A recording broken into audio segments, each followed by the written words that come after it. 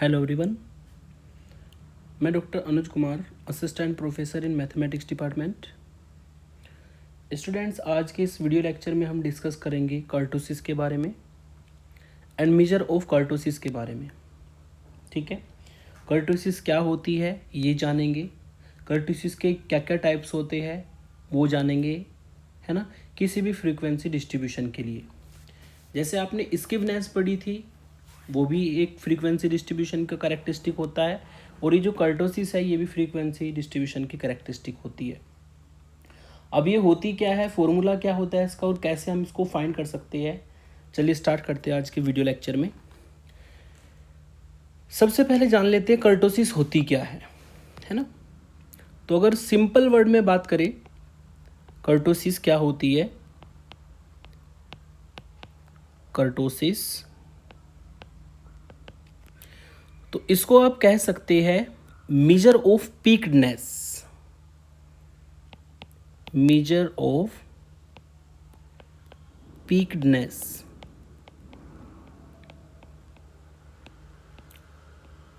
Major of peakedness और flatness, और flatness of a distribution, measure of peakness और flatness of a distribution. तो जो अगर आपको कोई फ्रीक्वेंसी डिस्ट्रीब्यूशन दिया है, जो उसमें डिस्ट्रीब्यूशन की शेप आप बनाओगे, फिगर बनाओगे, तो उसमें आपको पीक को देखना है, पीक्ड है ना, पीक को देखना है। अगर वो हाईली पीक्ड है या वो नॉर्मल पीक्ड है या वो फ्लैट, उसमें फ्लैटनेस ज़्यादा है, बहुत ही कम पीक है उसमें टॉप पर, तो उसी से डिफाइन होती है कर्टोसिस। फॉर एग्जाम्पल, मैंने यहाँ पर ये एक्स एक्सिस वाई एक्सिस को लिया और इसमें मैं कुछ डिस्ट्रीब्यूशन को बनाने वाला हूँ। सबसे पहला डिस्ट्रीब्यूशन मैंने बनाया, रेड कलर से बनाता हूँ सबसे पहले। तो ये मेरा कोई डिस्ट्रीब्यूशन है जो कि हाईली पीक्ड है, ये कोई डिस्ट्रीब्यूशन है जो कि हाईली पीक्ड है। फिर मैं दूसरा कलर लेता हूँ, ब्लैक कलर मैंने लिया। इससे कम पीक वाला एक मैंने डिस्ट्रीब्यूशन लिया यहाँ पर, जो कि कुछ इस तरीके से है।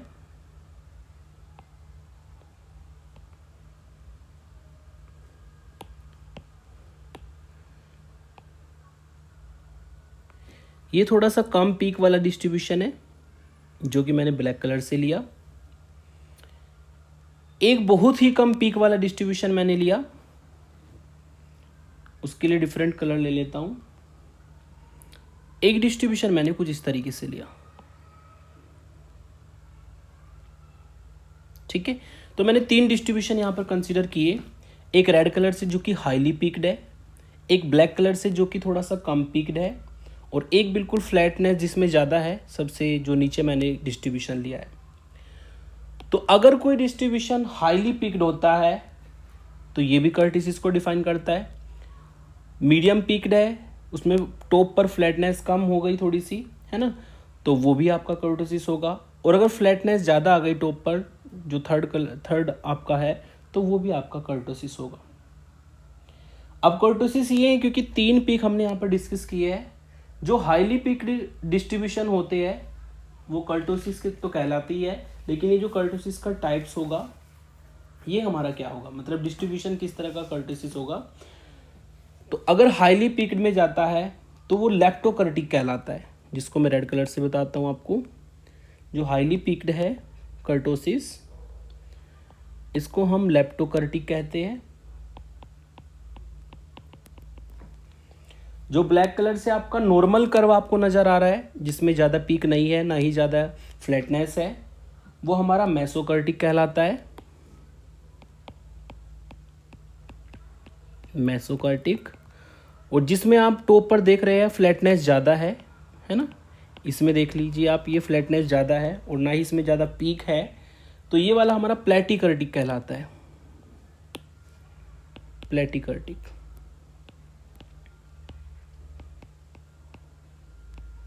प्लेटिकर्टिक। तो ये तीन तरह के कर्टोसिस होते हैं, है ना। हाईली पीक्ड वाला लेप्टोकर्टिक, नॉर्मल पीक्ड वाला मेसोकर्टिक, और ये जो आपका फ्लैटनेस वाला होता है टॉप पर जिसमें बहुत ही कम पीक होता है, इसको प्लेटिकर्टिक कहते हैं। तो ये हमारे कुर्टोसिस को डिफाइन करते हैं, तीनों की तीनों डिस्ट्रीब्यूशन। और अगर इनको सेपरेटली बनाया जाए तो हाईली पीक्ड वाला लेप्टोकर्टिक होता है, यू नो वेरी वेल, इसको मैंने अलग से बनाया है। मेसोकर्टिक नॉर्मल कर्व होगा, एक तरह से देखा जाए ना तो ये ज़्यादा हाईली पीक्ड होगा और ना ही कम इसमें फ्लैटनेस भी ज़्यादा नहीं होगी, तो ये मेसोकर्टिक कहलाएगा। और जिसमें फ्लैटनेस ज़्यादा होगी, पीकनेस बिल्कुल भी नहीं होगी, बहुत ही कम होगी, तो वो हमारा प्लेटिकर्टिक कहलाएगा। अब हम मेजर ऑफ कर्टोसिस, मतलब ये तो हमारे टाइप्स हो गए कर्टोसिस के, किस तरीके से डिस्ट्रीब्यूशन आपका डिफाइन होगा अगर वो इस तरीके से बनते हैं तो। अब इसको हम मेजर कैसे करते हैं, इसको मेजर करने का फॉर्मूला क्या होता है, तो इसको मेजर करते हैं हम कर्ल पियर्सन कोफिशिएंट की हेल्प से, है ना। तो मेजर ऑफ कर्टोसिस को अगर बात करें उसको बीटा 2 से हम फाइंड करते हैं, जो कि कर्ल पियर्सन कोफिशिएंट होता है। और बीटा 2 को हमें फाइंड करना होता है, इसके लिए इसका फॉर्मूला होता है μ4 अपॉन μ2 का होल स्क्वायर, μ4 अपॉन μ2 का होल स्क्वायर, ये इसका फॉर्मूला होगा। यहाँ पर μ4 और μ2 होंगे क्या क्या, μ2 होगा सेकंड मोमेंट अबाउट मीन और μ4 होगा फोर्थ मोमेंट अबाउट मीन, जो कि आपको बहुत अच्छे से निकालना आता है। तो अगर आपको μ2 और μ4 पता है तो ईजिली आप कर्टोसिस की मेजर कर सकते हो। और चूँकि आप जानते हो कि गामा कोफिशिएंट भी होता है हमारा, कर्ल पियर्सन कोफिशिएंट में गामा और बीटा दोनों कोफिशिएंट होते हैं, और एक गामा 2 कोफिशिएंट वहाँ पर आपने पढ़ा है, गामा 2 की वैल्यू होती है हमारी बीटा 2 -3। तो बीटा 2 -3 की हेल्प से भी आप, क्योंकि उसमें भी बीटा 2 इन्वॉल्व होता है, उसकी हेल्प से भी आप कर्टोसिस की मेजर कर सकते हो, है ना। तो ये हो गया हमारा फॉर्मूला जिससे आप मेजर ऑफ कर्टोसिस कर सकते हैं। अब चूंकि ये बीटा और गामा में डिफाइन हो गया है तो यहाँ पर 3 केस बनेंगे, लेप्टोकर्टिक, मेसोकर्टिक, प्लेटिकर्टिक। तो ये किस किस केस में बनेंगे, जो हमारा डिस्ट्रीब्यूशन है वो लेप्टोकर्टिक कब होगा, है ना। डिस्ट्रीब्यूशन हमारा लेप्टोकर्टिक होगा यदि जो गामा 2 आपका है कर्ल पियर्सन कोफिशिएंट वो ग्रेटर देन 0 हो जाए, गामा 2 की वैल्यू होती है बीटा 2 -3, वो ग्रेटर देन 0 हो जाए। इसका मतलब बीटा 2 क्या होना चाहिए, ग्रेटर देन 3 होना चाहिए। अगर बीटा 2 ग्रेटर देन 3 है तो डिस्ट्रीब्यूशन हमेशा लेप्टोकर्टिक डिफाइन करेगा, ठीक है। यानी कि लेप्टोकर्टिक के लिए एक तो गामा 2 0 होना चाहिए और बीटा 2 हमेशा 3 से बड़ा होना चाहिए। फिर ये जो डिस्ट्रीब्यूशन है ये हमारा मेसोकर्टिक कब कहलाएगा, मेसोकर्टिक कहलाएगा जब नॉर्मल कर्व बनेगा। नॉर्मल कर्व मतलब गामा 2 की वैल्यू क्या होगी, 0, यानी कि बीटा 2 -3 की वैल्यू क्या होगी, 0, यानी कि बीटा 2 किसके बराबर होगा, 3 के, ठीक है। तो इस केस में नॉर्मल कर्व बनाएगा। तो डिस्ट्रीब्यूशन आपका मेसोकर्टिक होगा यदि गामा 2 की वैल्यू 0 हो या बीटा 2 की वैल्यू 3 हो। फिर डिस्ट्रीब्यूशन हमारा प्लेटिकर्टिक होगा यदि इस गामा 2 की वैल्यू जो कोफिशिएंट हम निकालते हैं वो लेस देन 0 हो, और अगर गामा 2 लेस देन 0 है तो इसकी वैल्यू होती है बीटा 2 -3, वो लेस देन 0 हो, और इसका मतलब हो जाएगा बीटा 2 जो है हमारा लेस देन 3 होना चाहिए, ठीक है। तो यदि प्लेटिकर्टिक चेक करना है आपको तो गामा 2 हमेशा लेस देन 0 हो और बीटा 2 की वैल्यू लेस देन 3 हो। तो इस तरीके से आप बीटा और गामा की हेल्प से नेचर बता सकते हैं कर्टोसिस का कि वो लेप्टोकर्टिक है, मेसोकर्टिक है, प्लेटिकर्टिक है डिस्ट्रीब्यूशन हमारा, है ना। चलिए इसके कुछ एग्जांपल्स लेते हैं। Example number 1, find the first four moment about mean of a frequency distribution are 0, 100, -7 and 35,000। ये आपको मीन के अबाउट में मोमेंट्स दिए हैं, चारों मोमेंट्स है आपके पास। तब आपको यहाँ पर करना क्या है, discuss the kurtosis of the distribution. आपको कर्टोसिस के बारे में डिस्कस करना है, उसका नेचर बताना है, ठीक है। सॉल्यूशन करते हैं। जो हमें गिवन है वो मोमेंट अबाउट मीन गिवन है, यानी कि μ1 की वैल्यू गिवन है 0, μ2 की वैल्यू गिवन है 100, μ3 की वैल्यू गिवन है -7 और μ4 की वैल्यू गिवन है 35,000। अब चूंकि हमें यहाँ पर कर्टोसिस के बारे में चेक करना है तो हमें कर्टोसिस का फॉर्मूला यूज़ करना होगा। नाउ कर्टोसिस का फॉर्मूला होता है बीटा 2, और बीटा 2 हमने इक्वल बताया था अभी गामा 4 अपॉन गामा 2 का होल स्क्वायर। सबकी वैल्यू हम यहाँ पर रख देंगे। गामा 4 है 35,000 और गामा 2 का होल स्क्वायर है 100 की पावर 2। अगर इसको सिंप्लीफाई किया जाए तो ये सॉल्व करके 3.5 आएगा, और 3.5 होता है 3 से ग्रेटर देन। इसका मतलब यहाँ पर जो बीटा 2 हमारा आया है वो ग्रेटर देन 3 आया है। तो अकॉर्डिंग टू डेफिनेशन अगर बीटा 2 ग्रेटर देन 3 है तो जो हमारा कर्टोसिस होगा यहाँ पर वो लेप्टोकर्टिक होगा डिस्ट्रीब्यूशन में, है ना। Therefore the distribution is leptokurtic. Therefore the distribution is leptokurtic. जो फॉर्मूले जस्ट मैंने बताया अभी वही अप्लाई कर रहा हूँ मैं यहाँ पर। दूसरा क्वेश्चन काफ़ी इंपॉर्टेंट क्वेश्चन है। The first 4 moments of a distribution about x equal to 4। जो इस बार मोमेंट्स दिए है आपको वो x इक्वल टू 4 के अबाउट में है। इट मीन्स आपको कैपिटल A की वैल्यू दी है जो कि 4 है। फिर आपको यहाँ पर कहा है कि जो उनकी मोमेंट्स है 4 के अबाउट में है तो डैश की फॉर्म में मूवमेंट चलेंगे। μ1 डैश की वैल्यू दी है 1, μ2 डैश की वैल्यू दी है आपको 4, μ3 डैश की वैल्यू दी है आपको 10 एंड μ4 डैश की वैल्यू आपको गिवन है 45। Obtain the various characteristic of the distribution on the basis of the given information, comment upon the nature of the distribution. काफ़ी इंपॉर्टेंट क्वेश्चन है। कैरेक्टरिस्टिक की बात करें तो 2 ही कैरेक्टरिस्टिक आपने बेसिकली यहाँ पर कवर की है, एक तो स्किवनेस डिस्ट्रीब्यूशन के लिए और एक कर्टोसिस। तो यानी कि आपको स्किवनेस और कर्टोसिस दोनों के बारे में यहाँ पर डिस्कस करना है, उस पर कमेंट करनी है कि कर्टोसिस अगर है तो कैसी होगी और स्किवनेस अगर है तो कर्व आपका किस तरीके की शेप में जाएगा। तो सॉल्यूशन निकालने के लिए हमें कर्टोसिस और स्किवनेस दोनों फॉर्मूले यूज़ करने होंगे, है ना। तो सबसे पहले हम, क्योंकि हमें मोमेंट अबाउट मीन की ज़रूरत पड़ेगी तो मोमेंट अबाउट मीन फाइंड कर लेते हैं, है ना। सबसे पहले फाइंड करते हैं moment about mean. Moment about mean, और मोमेंट अबाउट मीन के लिए आपने रिलेशन के जो फॉर्मूले पढ़े हैं वो अप्लाई करेंगे। μ2 को μ1 की वैल्यू हमेशा क्या होती है, 0 होती है ऑलवेज। μ2 हमारा होता है μ2 का डैश माइनस μ1 डैश का होल स्क्वायर, जिसमें आप ऊपर से वैल्यू रखेंगे तो 4 माइनस 1 का होल स्क्वायर, जिसको सॉल्व करके 3 वैल्यू आएगी। μ3 आप निकाल सकते हैं। μ3 का फॉर्मूला होता है μ3 डैश माइनस 3 μ2 डैश μ1 का डैश और प्लस 2 μ1 के डैश की पावर 3, जिसको सॉल्व करके आपको वैल्यू रखते 10 minus 3 into 4 into 1 plus 2 into 1 की पावर 3। आफ्टर सॉल्विंग μ3 की वैल्यू आपकी 0 आ जाएगी।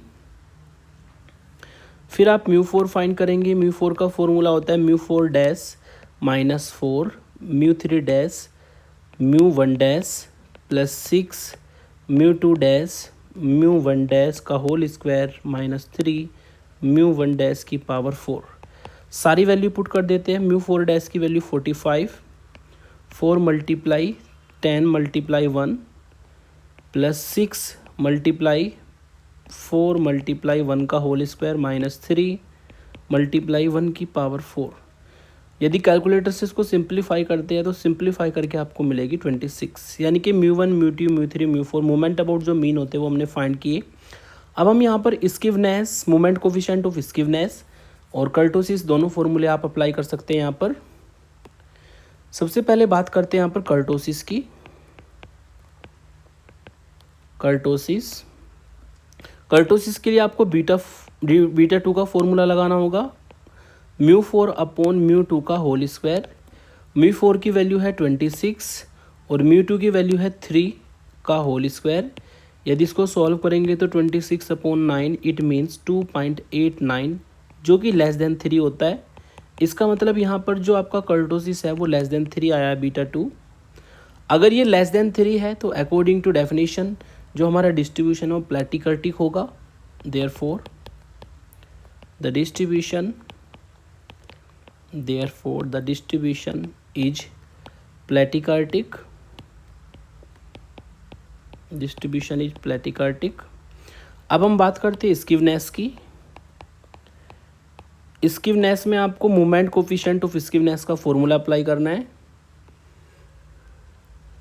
Moment coefficient of skewness, moment coefficient of skewness. अगर आप बात करते हैं मोमेंट कोफिशिएंट ऑफ स्कीवनेस तो उसको हम एस के एम से डिफाइन करते हैं, जो कि गामा 1 होता है, और इसका फॉर्मूला हमारा होता है μ3 अपॉन μ2 की पावर 3 का अंडर रूट। सारी वैल्यू रख देंगे। क्योंकि μ3 0 है तो यहाँ पर आप वैल्यू रखने पर क्या देखते हैं कि आपको सॉल्व करके 0 ही मिलेगा। इसका मतलब मोमेंट कोफिशिएंट ऑफ स्कीवनेस हमारा यहाँ पर 0 के इक्वल है। तो ना तो ये पॉजिटिव है या ना ये नेगेटिव। अगर ये पॉजिटिव होता तो डिस्ट्रीब्यूशन हमारा पॉजिटिवली स्कीव आना था, अगर ये नेगेटिव होता तो डिस्ट्रीब्यूशन हमारा नेगेटिवली स्कीव होता।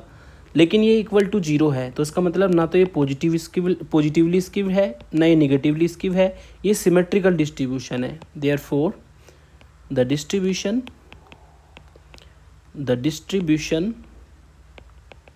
Is symmetrical. जो डिस्ट्रीब्यूशन है वो हमारा यहाँ पर सिमेट्रिकल है।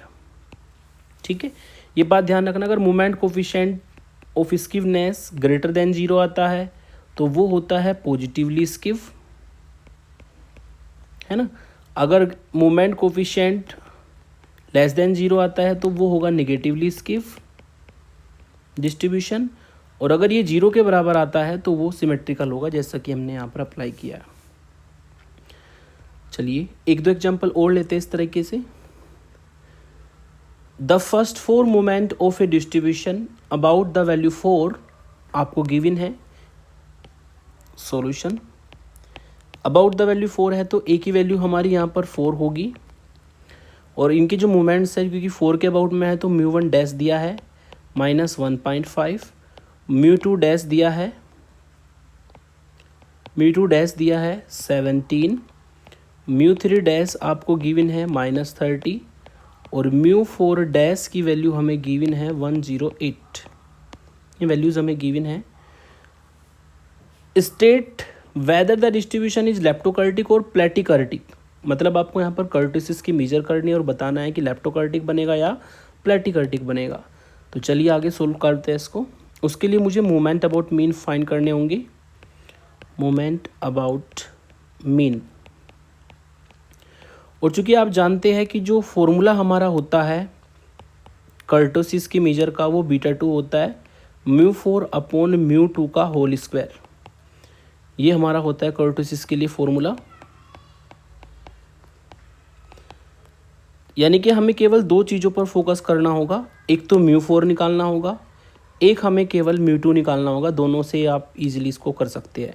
तो μ2 का फॉर्मूला लगाएंगे। μ2 का फॉर्मूला होता है μ2 डैश माइनस μ1 डैश का होल स्क्वायर। वैल्यू पुट कर देते हैं इसमें 17 माइनस 1.5 का whole square. Scientific calculator use करते हैं तो 14.75 इसकी वैल्यू आपको मिलेगी। μ4 का फॉर्मूला लगा देंगे। μ4 का डैश माइनस 4 μ3 का डैश μ1 का डैश प्लस 6 μ2 का डैश μ1 के डैश का स्क्वायर माइनस 3 μ1 का डैश की पावर 4। सारी वैल्यू अगर पुट करते हैं यहाँ पर तो 108 μ4 डैश की वैल्यू है, -4 मल्टीप्लाई μ3 डैश की वैल्यू है -30 मल्टीप्लाई μ1 डैश की वैल्यू हमारी कितनी है -1.5, ठीक है, प्लस 6 μ2 डैश की वैल्यू है 17 मल्टीप्लाई μ1 डैश का होल स्क्वायर यानी कि -1.5 का होल स्क्वायर, और लास्ट में आपको मिलेगा -3 μ1 की पावर 4 यानी कि 1.5 की पावर 4। इसको भी आप साइंटिफिक कैलकुलेटर से अगर सॉल्व करते हैं तो सॉल्व करके आपको वैल्यू मिलेगी 142.3125। तो μ2 μ4 की वैल्यू कर्टोसिस की मेजर में यूज़ कर देते हैं। μ4 की वैल्यू है आपकी 142.3125, μ2 का होल स्क्वायर, μ2 हमारा कितना है 14.75 का होल स्क्वायर। साइंटिफिक कैलकुलेटर से अगर सॉल्व करते हैं तो 0.6541 वैल्यू आएगी, जो कि 3 से लेस देन होती है। इसका मतलब यहाँ पर जो बीटा 2 निकला है वो लेस देन 3 है, और जब बीटा 2 लेस देन 3 होता है तो डिस्ट्रीब्यूशन होता है हमारा platykurtic. Therefore the distribution is platykurtic. तो जो डिस्ट्रीब्यूशन है वो हमारा प्लेटिकर्टिक होगा। एक last question, the first 4 central moment of a distribution. ये आपको फर्स्ट 4 सेंट्रल मोमेंट गिवन है, ठीक है। अगर बात करें तो सेंट्रल मोमेंट है तो मोमेंट अबाउट मीन होंगे, तो ये गिवन है हमें।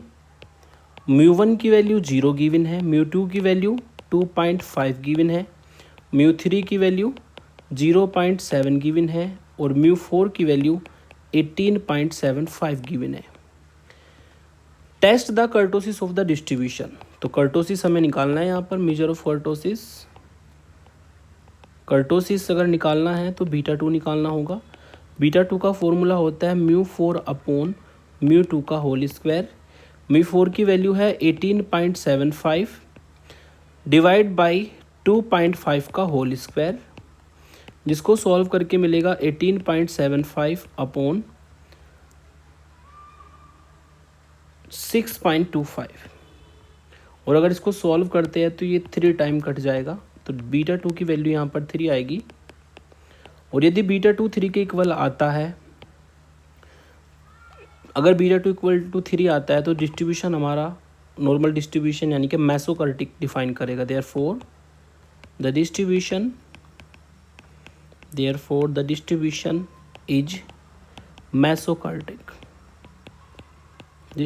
Is mesokurtic. तो डिस्ट्रीब्यूशन हमारा मेसोकर्टिक हो जाएगा। तो इस तरीके से आप कर्टोसिस की मेजर कर सकते हैं बाय यूजिंग सेंट्रल मोमेंट्स। अब इसमें हमारा जो टॉपिक है, एक टॉपिक हमारा लास्ट में बचा है, उसमें एक क्वेश्चन मैं आपको ऐसा कराऊंगा जिसमें हमारे सेंट्रल मोमेंट्स भी निकालने आ जाएंगे, मोमेंट्स अबाउट एनी पॉइंट भी निकालने आपको आ जाएंगे डेटा के हिसाब से। आप स्किवनेस भी फाइंड कर सकते हैं और कर्टोसिस भी फाइंड कर सकते हैं। मतलब एक क्वेश्चन में मैं सब कुछ कवर करने वाला हूँ, जो नेक्स्ट वीडियो आएगी मेरी, है ना। फिर हम इसमें नया टॉपिक स्टार्ट करेंगे, कर्व फिटिंग।